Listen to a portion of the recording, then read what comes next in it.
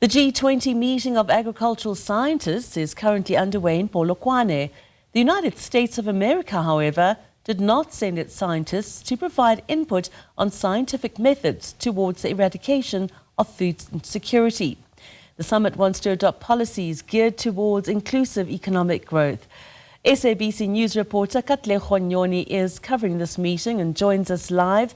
Good afternoon, Katlego. What is the morning's discussions focused on so far? Good afternoon there, Juliet. What we know so far is that several key economic areas have been identified, including inclusive economic growth in agriculture as well as empowering SMMEs. These are some of the central points at this meeting of scientific minds from G20 nations.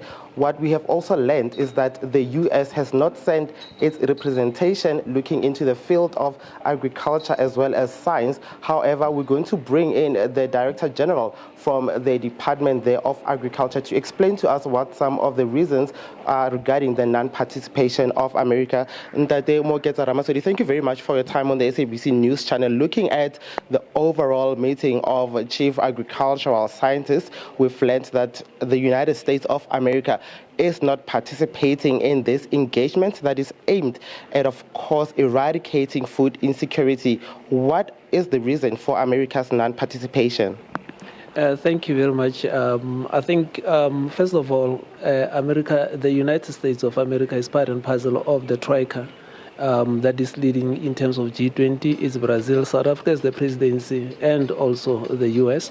We have not been given reasons in terms of non-participation, but what we have here is a full house in terms of G20 members, except the US, and we have got also invited countries, and we also have got international organizations and African research institutions are here, FARA, Cardesa, and also all of them looking at one thing only, to ensure that food security and agriculture advance.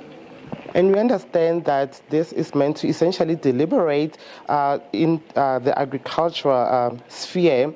What then will become of the deliberations? How will the policies that are going to be adopted here filter down towards the overall economy to ensure that there is indeed food security?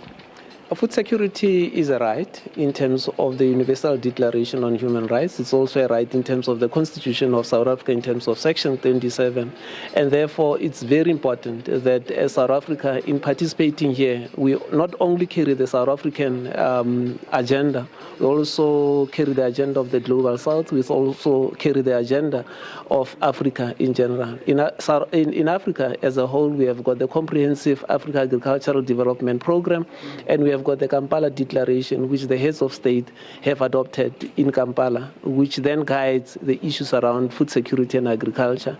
And therefore, the elements that we are going to discuss today, firstly, the transformation of food systems is very important in terms of how we localize food systems and ensure that we minimize the movement in terms of food. Secondly, the issue around bioeconomy, which is then driving the way that we produce our food.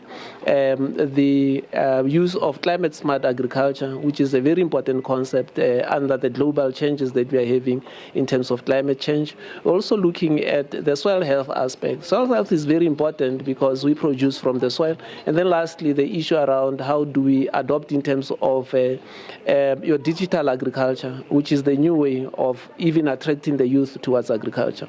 Mr. Ramaswamy, thank you very much for your time. Of course, on the SABC News channel, that's Director General there, the Department of Agriculture, mentioning the reason why this meeting is essentially taking place, looking at the transformation of food systems to ensure that there is sustainable growth within agriculture. Of course, all this to ensure that there is indeed food security. About 720 million people are currently facing the challenge of food insecurity from what we had at this particular summit. Well, of course, it will end on Thursday here in Polokwane.